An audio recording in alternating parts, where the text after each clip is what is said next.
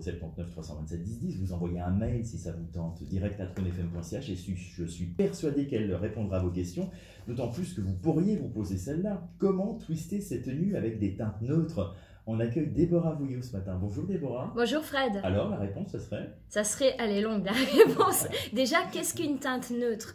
Pour vraiment remettre, pour se faire une idée. Les teintes neutres, c'est tout ce qui est blanc, noir, marron, brun, camel, crème, nude, chocolat, gris. C'est ces teintes en fait un petit peu tristounettes si on les porte en entier et toute seule. Et puis en conseil en image, justement, c'est des teintes qu'on va utiliser pour mettre en valeur d'autres teintes. En fait, il y a quelques petites règles qu'il faut faire avec ces teintes neutres pour pouvoir vraiment mettre en valeur la silhouette.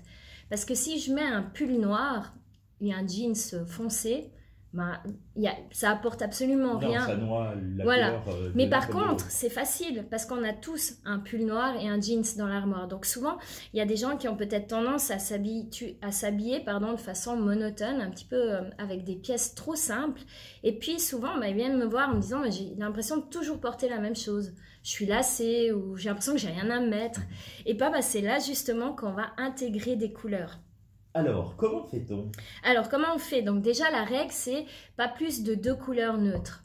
Donc, si on met du noir et du gris, on va pas rajouter une troisième qui serait du brun, par exemple. Ça va vraiment trop assombrir. Donc, noir et gris. Et puis, on ajoute une couleur, du rouge, du rose. Celle qui va vous correspondre. Si vous avez un caractère plutôt discret, misez sur les teintes pastel. Si vous aimez les choses qui pètent un petit peu, là, vous pouvez utiliser des couleurs qui vibrent un petit peu plus fort. Ou votre humeur du moment aussi. Et l'humeur du moment et l'occasion aussi. Donc, ça, c'est pas mal. Donc, après, ce que vous pouvez faire aussi, c'est travailler 2 couleurs et 2 sombres entre elles et trancher de nouveau avec quelque chose qui va être encore plus puissant en n'en mettant qu'une de ces teintes neutres en fait. Et là, ça va encore donner plus de dynamique. Ça va donner encore plus de dynamisme. Mais ouais, ça va donner encore plus de dynamisme à votre silhouette et ça va être super. On a maintenant un petit peu cette tendance qui dit que les nouvelles couleurs, le nouveau noir, ça serait le nude. Donc la tendance nude, elle est omniprésente. C'est cette espèce de dégradé de beige qu'on porte sur nous. C'est joli, mais c'est risqué parce que justement, c'est quelque chose de qui peut tomber dans le trop classique.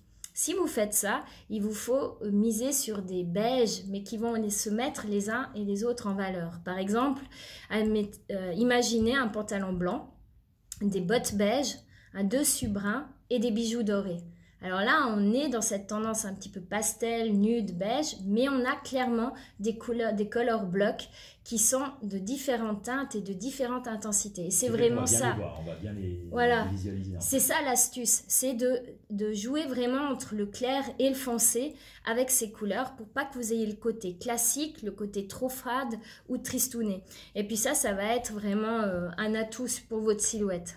Un dernier petit conseil avant de se quitter? Le dernier petit conseil, c'est l'astuce plus. Donc là, ça serait de commencer à s'habiller en commençant par les chaussures.